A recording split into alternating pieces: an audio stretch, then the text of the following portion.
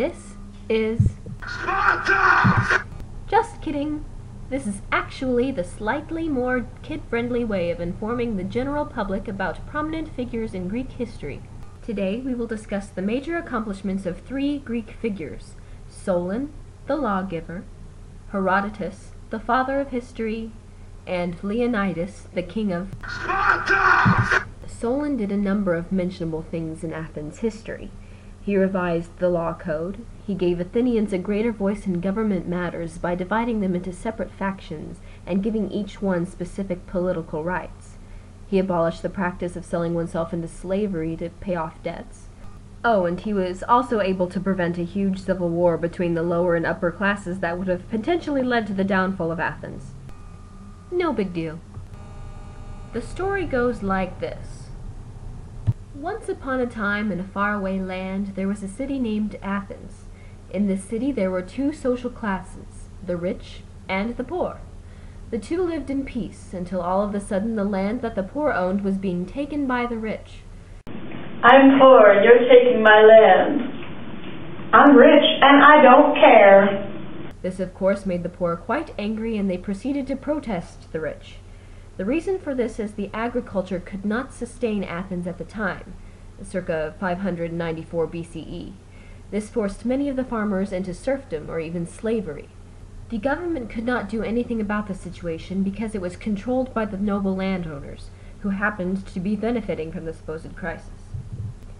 The same year Solon was elected archon or magistrate, so the problem was automatically handed over to him. He acted immediately, canceling debts and freeing those who had been enslaved as debtors. He also initiated a movement where the goal was to build an economy for Athens based not only on agriculture but also on trade. Solon urged the idea for the export of wine and olive oil to help with the economic situation. Solon is remembered because he did not become a total dictator in this time of crisis.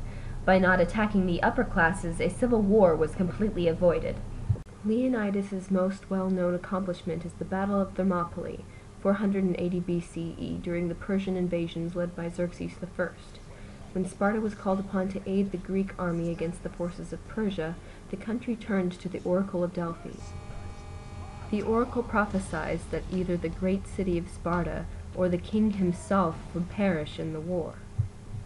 Xerxes I wanted to attack Athens, but in order to do this he would have to go through a mountain pass of Thermopylae first. The Greek army met to defend this pass, keeping the Persians from advancing. Xerxes waited 4 days, then the Greeks were attacked on the 5th day by the Persian forces, who could not wait any longer. Historians estimate that Xerxes' army consisted of anywhere from 50,000 to 200,000 men, and against approximately 4,000 to 7,000 Greeks, they had a huge advantage. On the 7th day, Hydarnes, a Persian general, was led by a Greek traitor, Ephialtes, through the mountain behind the Greeks so as to attack from both sides.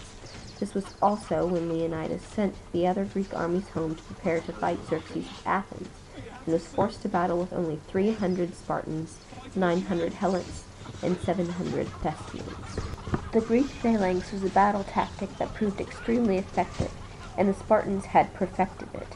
But when the Persian army came from the front and from behind, the phalanx shape was broken, and the Spartans were left without structure or plan. Leonidas was killed in the battle, but his army continued to fight to protect his body. All of the warriors were killed, and when Leonidas' body was found, Xerxes ordered that his head be severed and impaled upon a stick, and that his body be crucified. Xerxes' forces were later crushed by the Greek armies, and the invasion was stopped. Herodotus was born circa 485 BCE in the Greek city of Halicarnassus in Turkey. He came from a wealthy family, so he was able to have a more than adequate education, and he studied all of the works of Homer. Herodotus was born shortly after the Greco-Persian War began. A few years before his birth, his home of Halicarnassus was seized by the Persians, but when Athens and Sparta were attacked, the Persians were easily defeated. Herodotus was fascinated by this and allotted the rest of his life to finding the best way to conserve the truth of the event. He is the first person we know of who attempted to preserve the past, and this has won him the name of the father of history. Herodotus began writing about as many historical events as he could. He wrote the Histories, a collection of historical events which he depicted. The year of Herodotus' death is not known, but it is estimated to have been somewhere in between 429 and 413 BCE.